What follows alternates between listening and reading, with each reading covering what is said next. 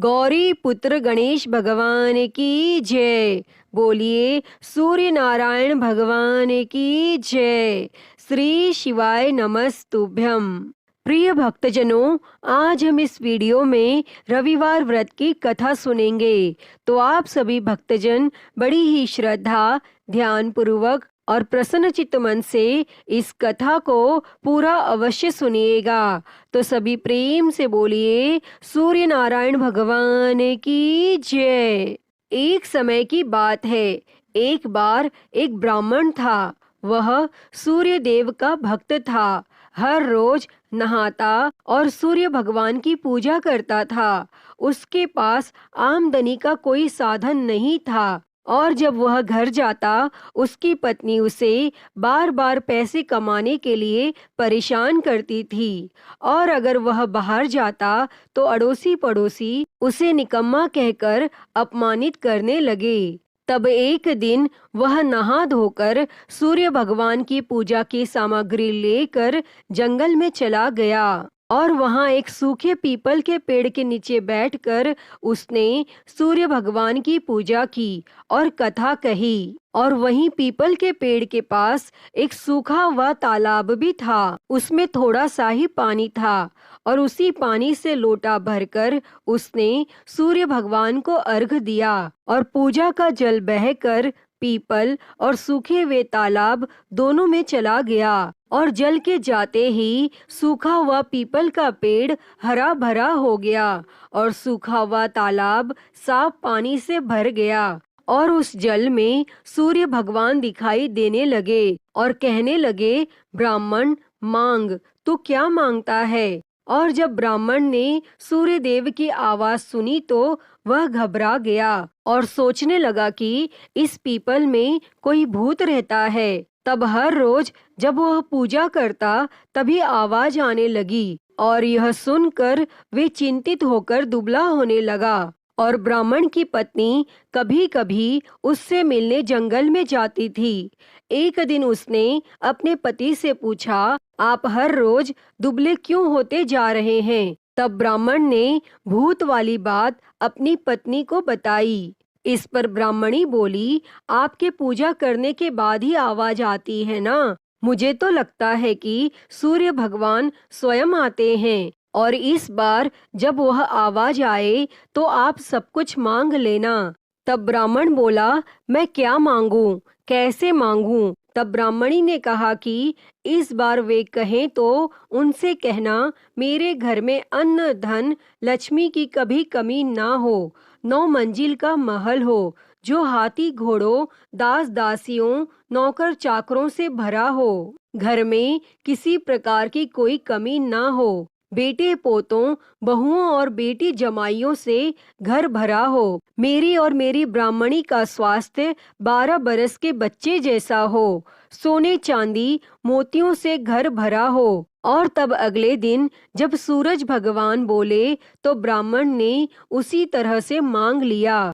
तब भगवान बोले, देखने में तो ब्राह्मण भोला सा दिखता था, लेकिन मांग तो बहुत लिया, लेकिन कोई बात नहीं, जा तेरे सब कुछ ऐसा ही हो जाएगा। और जब वह वापस आया तो उसकी टूटी झोपड़ी और बूढ़ी ब्राह्मणी बहुत कुछ नहीं था। उसकी जगह एक सुंदर सा महल खड़ा था जिसमें सजी धजी उसकी ब्राह्मणी खड़ी थी।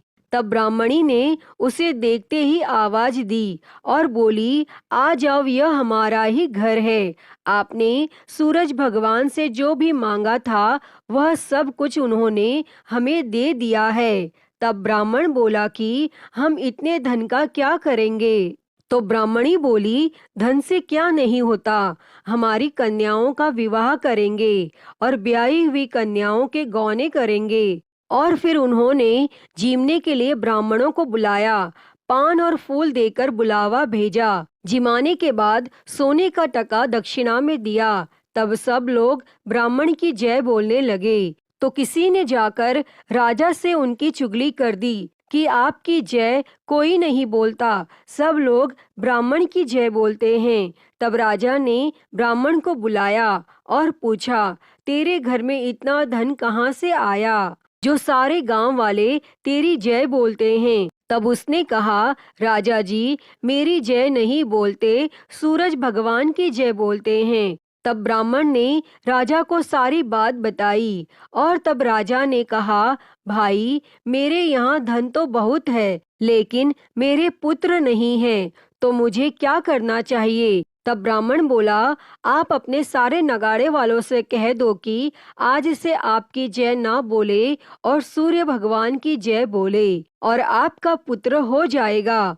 तब राजा ने अपने नगाड़े उठा दिए और सूरज भगवान के बैठा दिए और सब लोग सूर्य भगवान की जय बोलने लगे और 9वें महीने में ही रानी को पुत्र हो गया। तब राजा ने कहा कि ब्राह्मण को बुलाओ, हम उसे बड़ा करेंगे। तब ब्राह्मण बोला, मुझे बड़ा मत करो, सूरज भगवान को बड़ा करो, वही सबकी मनोकामना पूरी करते हैं, उन्हीं का ध्यान करो, उन्हें ही मनाओ और मन इच्छा फल पाओ। अतः हे सूर्य भगवान जी, जैसा आपने ब्राह्मण और राजा को दिया, वैसा ही इस कथा को कहते, सुनते और हुंकारा भरते सबको देना, सभी की मनोकामनाओं को पूर्ण करना। तो सभी प्रेम से बोलिए, सूर्य भगवान की जय। प्रिय भक्तजनों, आइए अब सुनते हैं सभी मनोकामनाओं को पूरी करने वाली अगली कथा।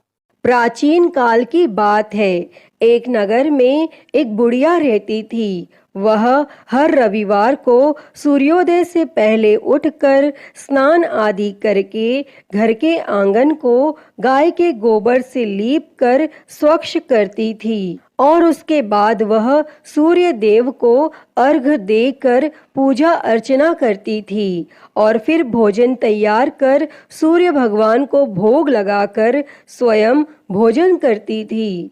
और सूर्य देव उस बुढ़िया से बेहद प्रसन्न थे और उनकी कृपा से उसे किसी भी प्रकार की चिंता और कष्ट नहीं था और धीरे धीरे उसका घर धन धान्य से भरता गया। और उस बुढ़िया को खुश देखकर उसकी पड़ोसन उससे जलने लगी। बुढ़िया के पास गाय नहीं थी, इसीलिए रविवार को घर लीपने के लिए वह पड़ोसन के आंगन में बंधी गाय का गोबर लाती थी। पड़ोसन ने ईर्ष्या में आकर अपनी गाय को घर के भीतर बांध लिया, जिस कारण बुढ़िया को रविवार को गोबर नहीं मिला और बुढ़िया अपना आंगन नहीं लीप सकी। और आंगन ना लीपने के कारण उसने न तो भोजन बनाया और न ही सूर्य देव को भोग लगाया और स्वयं भी भोजन नहीं किया। और फिर सूर्यास्त के बाद वह भूखी प्यासी ही सो गई। इस प्रकार उसने निराहार व्रत किया।